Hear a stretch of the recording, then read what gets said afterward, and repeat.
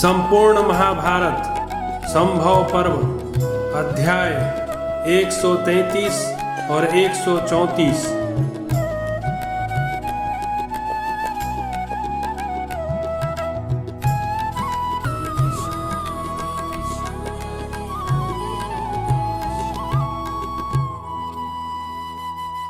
राजकुमारों का रंगभूमि में अस्त्र कौशल दिखाना।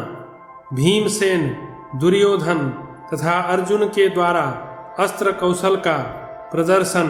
वैशंपायन जी कहते हैं, भारत, जब द्रोण ने देखा कि धृतराष्ट्र के पुत्र तथा पांडव अस्त्र विद्या की शिक्षा प्राप्त कर चुके, तब उन्होंने कृपाचार्य, सोमदत्त, बुद्धिमान बहलिक, गंगानंदन भीष्म, महर्षि व्यास तथा विदुर जी के निकट राजा धृतराष्ट्र से कहा, राजन, आपके कुमार अस्त्र विद्या की शिक्षा प्राप्त कर चुके हैं। कुरुश्रेष्ठा, यदि आपकी अनुमति हो तो वे अपनी सीखी हुई अस्त्र संचालन की कला का प्रदर्शन करें। धृतराष्ट्र ने कहा, द्विज श्रेष्ठ भरद्वाज नंदन, आपने राजकुमारों को अस्त्र की शिक्षा देकर बहुत बड़ा कार्य किया है। आप कुमारों की अस्त्र शिक्षा के प्रदर्शन के लिए जब जो समय ठीक समझें, जिस स्थान पर जिस प्रकार का प्रबंध आवश्यक माने, उस तरह की तैयारी करने के लिए स्वयं ही मुझे आज्ञा दें। आज मैं नेत्रहीन होने के कारण दुखी होकर जिनके पास आंखें हैं, उन मनुष्यों के सुख और सौभाग्य को पाने के लिए तरस रहा हूँ, क्योंकि वे अस्त्र कौशल का प्रदर्शन करने के लिए भांति भांति के पराक्रम करने वाले मेरे पुत्रों को देखेंगे। आचार्य से इतना कहकर राजा धृतराष्ट्र विदुर से बोले, धर्मवत्सल विदुर, गुरु द्रोणाचार्य जो काम जैसे कहते हैं उसी प्रकार से करो। मेरी राय में इसके समान प्रिय कार्य दूसरा नहीं होगा। तदनंतर राजा की आज्ञा लेकर विदुर जी आचार्य द्रोण के साथ बाहर निकले। महाबुद्धिमान भरद्वाज नंदन द्रोण ने रंग मंडप के लिए एक भूमि पसंद की और उसका माप करवाया। वह भूमि समतल थी, उसमें वृक्ष या झाड़ झंखार नहीं थे। वह उत्तर दिशा की ओर नीची थी। वक्ताओं में श्रेष्ठा द्रोण ने वास्तु पूजन देखने के लिए डिंडिम घोष करा के वीर समुदाय को आमंत्रित किया और उत्तम नक्षत्र से युक्त तिथि में उस भूमि पर वास्तु पूजन किया। तत्पश्चात उनके शिल्पियों ने उन रंग भूमि में वास्तु शास्त्र के अनुसार विधि पूर्वक एक अति विशाल प्रेक्षागृह की नींव डाली तथा राजा और राजघराने की स्त्रियों के बैठने के लिए वहां सब प्रकार के अस्त्र शस्त्रों से संपन्न बहुत सुंदर भवन बनाया। जनपद के लोगों ने अपने बैठने के लिए वहां ऊंची और विशाल मंच बनवाए तथा स्त्रियों को लाने के लिए बहुमूल्य शिविकाएं तैयार कराईं। तत्पश्चात जब निश्चित दिन आया, तब मंत्रियों सहित राजा धृतराष्ट्र, भीष्म जी तथा आचार्य प्रवर कृप को आगे करके बहलिक, सोमदत्त, भूरिश्रवा तथा अन्यान्य कौरवों और मंत्रियों को साथ ले नगर से बाहर उस दिव्य प्रेक्षागृह में आए। उसमें मोतियों की झालरें लगी थी। वैदुर्य मणि से उस भवन को सजाया गया था तथा उसकी दीवारों में स्वर्ण खंड मढ़े गए थे।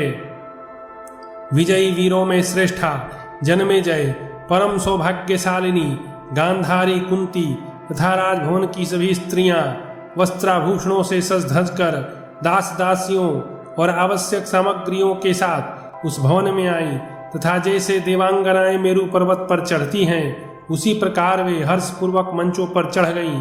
ब्राह्मण, क्षत्रिय आदि चारों वर्णों के लोग कुमारों का अस्त्र कौशल देखने की इच्छा से तुरंत नगर से निकलकर आ गए। क्षण भर में वहां विशाल जन समुदाय एकत्र हो गया। अनेक प्रकार के बाजों के बजने से तथा मनुष्यों के बढ़ते हुए कौतूहल से वह जन समूह उस समय क्षुब्ध महासागर के समान जान पड़ता था। तदनंतर श्वेत वस्त्र और श्वेत यज्ञोपवीत धारण किए आचार्य द्रोण ने अपने पुत्र अश्वत्थामा के साथ रंग भूमि में प्रवेश किया। मानो मेघ रहित आकाश में चंद्रमा ने मंगल के साथ पदार्पण किया हो। आचार्य के सिर और दाढ़ी मूछ के बाल सफेद हो गए थे। वे श्वेत पुष्पों की माला और श्वेत चंदन से सुशोभित हो रहे थे। बलवानों में श्रेष्ठा द्रोण ने यथा समय देव पूजन की और श्रेष्ठ मंत्रवेत्ताओं पलवानों में श्रेष्ठा द्रोण ने यथा समय देव पूजा की और श्रेष्ठ मंत्रवेत्ता ब्राह्मणों से मंगल पाठ करवाया। उस समय राजा धृतराष्ट्र ने स्वर्ण मणि रत्न तथा नाना प्रकार के वस्त्र आचार्य द्रोण और कृपा को दक्षिणा रूप में दिए। फिर सुखमय पुण्याहवाचन तथा होमदान आदि पुण्य कर्मों के अनंतर नाना प्रकार की शस्त्र सामग्री लेकर बहुत से मनुष्यों ने उस रंग मंडप में प्रवेश किया। उसके बाद भरतवंशियों में श्रेष्ठा वे वीर राजकुमार बड़े बड़े रथों के साथ दस्ताने पहने, कमर कसे, पीठ पर तुनीर बांधे और धनुष लिए हुए उस रंग मंडप के भीतर आए। नरश्रेष्ठ युधिष्ठिर आदि उन राजकुमारों ने जेठे छोटे के क्रम से स्थित हो उस रंग भूमि के मध्य भाग में बैठे हुए आचार्य द्रोण को प्रणाम करके द्रोण और कृप दोनों आचार्यों की यथोचित पूजा की। फिर उनसे आशीर्वाद पाकर उन सब का मन प्रसन्न हो गया। तत्पश्चात पूजा के पुष्प से आच्छादित अस्त्र शस्त्रों को प्रणाम करके कौरवों ने रक्त चंदन और फूलों द्वारा पुनः स्वयं उनका पूजन किया। वे सब के सब लाल चंदन से चर्चित तथा लाल रंग की मालाओं से विभूषित थे। सबके रथों पर लाल रंग की पताकाएं थी। सभी के नेत्रों के कोने लाल रंग के थे। तदनंतर तपाए हुए स्वर्ण के आभूषणों से विभूषित एवं शत्रुओं को संताप देने वाले कौरव राजकुमारों ने आचार्य द्रोण की आज्ञा पाकर पहले अपने अस्त्र एवं धनुष लेकर डोरी चढ़ाई और उस पर भांत भांत की आकृति के बाणों का संधान करके प्रत्यंचा का टंकार करते और ताल ठोकते हुए समस्त प्राणियों का आदर किया।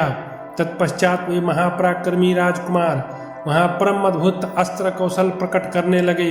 कितने ही मनुष्य बाण लग जाने के डर से अपना मस्तक झुका देते थे। दूसरे लोग अत्यंत विस्मित होकर बिना किसी भय के सब कुछ देखते थे।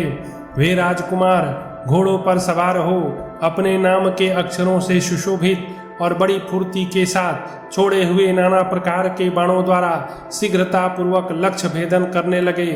धनुष बाण लिए हुए राजकुमारों के उस समुदाय को गंधर्व नगर के समान अद्भुत देख वहां समस्त दर्शक आश्चर्यचकित हो गए। जन्मेजय सैकड़ों और हजारों की संख्या में एक एक जगह बैठे हुए लोग आश्चर्यचकित नेत्रों से देखते हुए सहसा साधु साधु वाह वाह कहकर कोलाहल मचा देते थे। उन महाबली राजकुमारों ने पहले धनुष बाण के पैतरे दिखाए, तदनंतर रथ संचालन के विविध मार्गों, शीघ्र ले जाना, लौटा लाना, दाएं बाएं मंडलाकार चलाना आदि का अवलोकन कराया। फिर कुश्ती लड़ने तथा हाथी और घोड़े की पीठ पर बैठकर युद्ध करने की चातुरी का परिचय दिया। इसके बाद वे ढाल और तलवार लेकर एक दूसरे पर प्रहार करते हुए खड़ग चलाने के शास्त्रोक्त मार्ग ऊपर नीचे अगल बगल में घुमाने की कला का प्रदर्शन करने लगे। उन्होंने रथ, हाथी, घोड़े, भूमि इन सभी भूमियों पर यह युद्ध कौशल दिखाया। दर्शकों ने उन सब के ढाल तलवार के प्रयोगों को देखा। उस कला में उनकी फुर्ती, चतुरता, शोभा, स्थिरता और मुट्ठी की दृढ़ता का अवलोकन किया। तदनंतर सदा एक दूसरे को जीतने का उत्साह रखने वाले दुर्योधन और भीमसेन हाथ में गदा लिए रंग भूमि में उतरे। उस समय वे एक एक शिखर वाले दो पर्वतों की भांति शोभा पा रहे थे। वे दोनों महाबाहु कमर कसकर पुरुषार्थ दिखाने के लिए आमने सामने डटकर खड़े थे और गर्जना कर रहे थे, मानो दो मतवाले गजराज किसी हथिनी के लिए एक दूसरे से भिड़ना चाहते और चिघाड़ते हों। वे दोनों महाबली योद्धा अपनी अपनी गदा को दाएं बाएं मंडलाकार घुमाते हुए दो मदोन्मत्त हाथियों की भांति मंडल के भीतर विचरने लगे। विदुर धृतराष्ट्र को और पांडव जननी कुंती गांधारी को उन राजकुमारों की सारी चेष्टाएं बताती जाती थीं। वैशंपायन जी कहते हैं, जन्मेजय, जब कुरुराज दुर्योधन और बलवानों में श्रेष्ठ भीमसेन रंगभूमि में उतरकर गदा युद्ध कर रहे थे, उस समय दर्शक जनता उनके प्रति पक्षपातपूर्ण स्नेह करने के कारण मानो दो दलों में बट गई। कुछ कहते, अहो वीर कुरुराज कैसा अद्भुत पराक्रम दिखा रहे हैं। दूसरे बोल उठते, वाह भीमसेन तो गजब हाथ मारते हैं। इस तरह की बातें करने वाले लोगों की भारी आवाजें वहां सहसा गूंजने लगी। फिर तो सारी रंगभूमि में क्षुब्धा महासागर के समान हलचल मच गई। यह देख बुद्धिमान द्रोणाचार्य ने अपने प्रिय पुत्र अश्वत्थामा से कहा।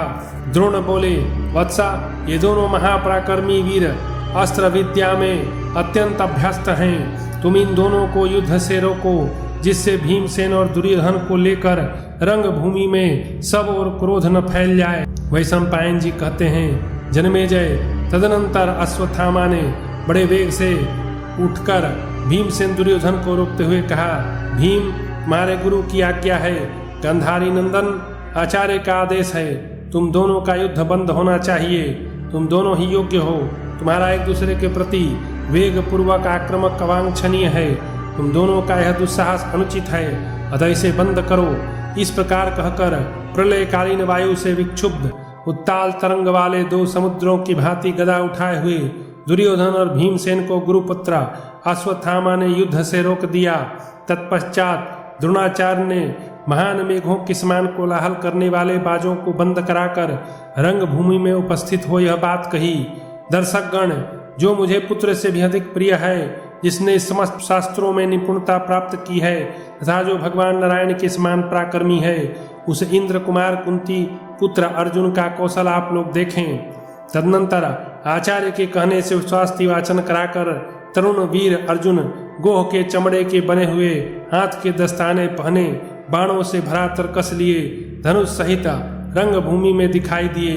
वे श्याम शरीर पर सोने का कवच धारण किए ऐसे सुशोभित हो रहे थे मानो सूर्य इंद्र धनुष विद्युत और संध्या काल से युक्त मेघ शोभा पाता हो। फिर तो समूचे रंग मंडप में हर्षोल्लास छा गया। सब और भांत भांत के बाजे बजने लगे, शंख बजने लगे।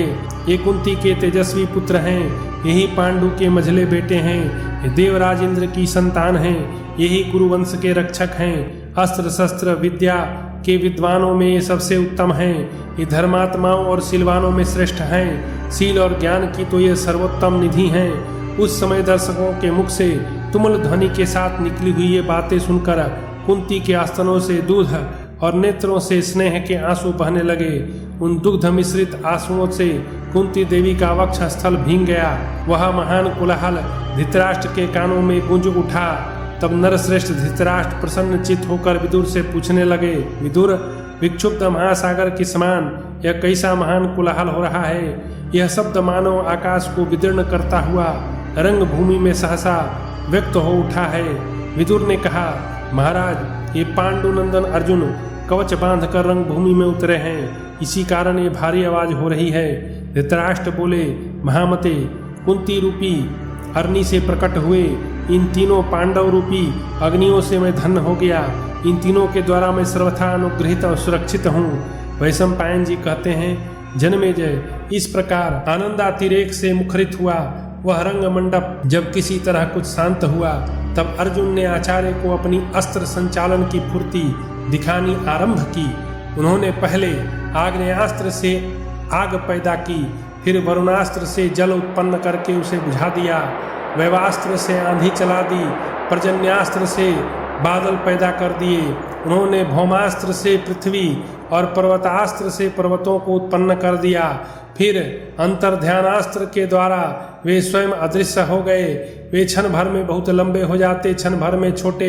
एक क्षण में रथ के धुरे पर खड़े होते, दूसरे क्षण रथ के बीच में दिखाई देते, फिर पलक मारते मारते पृथ्वी पर उतरकर अस्त्र कौशल दिखाने लगते थे।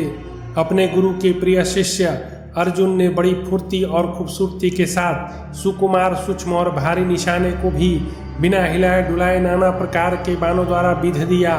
रंगभूमि में लोहे का बना हुआ सुअर इस प्रकार रखा गया था कि वह सब और चक्कर लगा रहा था। उस घूमते हुए सुअर के मुख में अर्जुन ने एक ही साथ एक बाण की भांति 5 बाण मारे।